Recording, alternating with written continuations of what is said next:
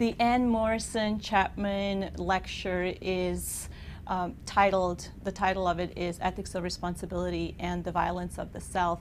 And it pretty much is a lecture that is endowed by Anne Morrison Chapman.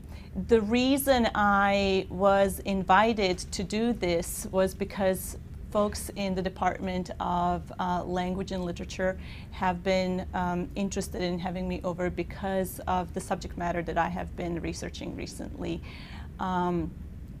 In his book, The Pervert's Guide to Cinema, actually, Slavoj Žižek points out that if something is traumatizing or too traumatizing and too violent, what happens is that our reality gets shattered and then we have to fictionalize it.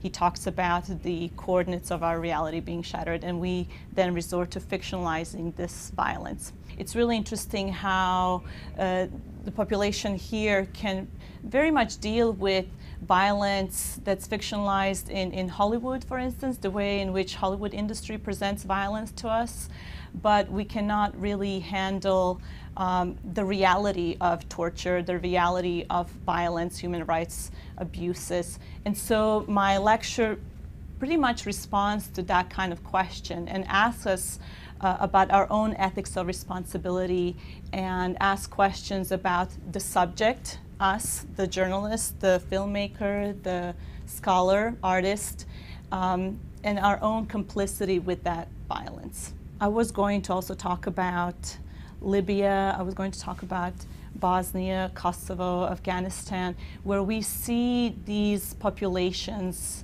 targets of war. And I also examine these targets of war as ungrievable populations. Judith Butler helps me talk about ungrievable populations in the sense that from the beginning, from the start, ontologically, these populations, these people inhibit a zone of lost and destroyed.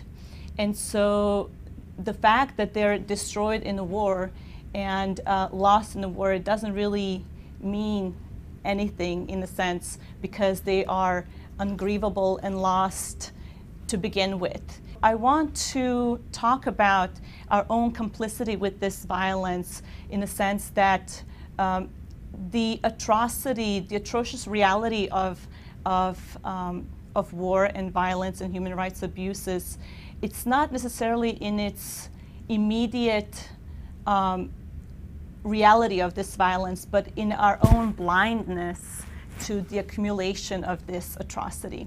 Slavoj Žižek talks about it in terms of a fetishistic disavowal of reality. He says something really interesting.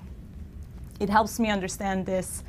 I know, but I don't want to know that I know, so I don't know.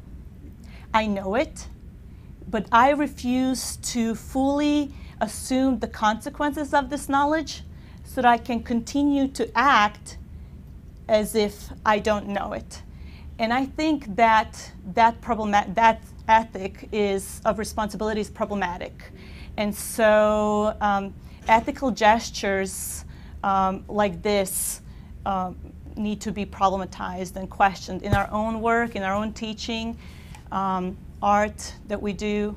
And so I guess it is also my argument, if indirectly, to take psychoanalysis a little bit more seriously, because any other gesture towards ethics of responsibility except psychoanalysis actually allows for this fetishistic disavowal of reality.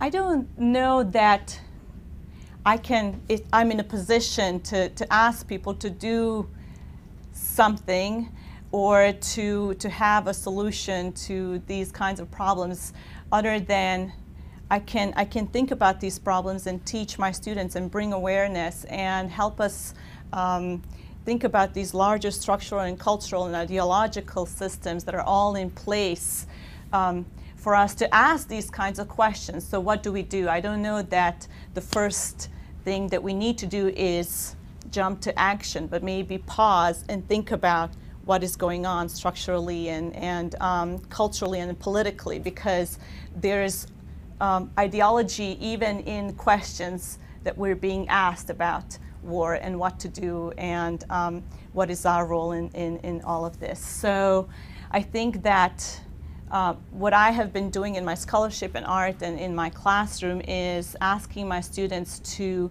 be vigilant about these various structures of power that are always in place, that that manage how we think about war, how we think about these populations, ungrievable populations, as Butler talks about them. The only way out of it is through it. So as far as talking about these traumatic experiences or violations of human rights, we really have to repeat that injury and go through it to get to the next level. And I think psychoanalysis allows for that. So we have to embrace both more kind of consciousness raising with also ethics of responsibility that is very psychoanalytical in nature, and have those dialogues and see where we get. But I don't believe there is one solution to this or one answer to how do we solve this problem. We're so implicated in this. There is a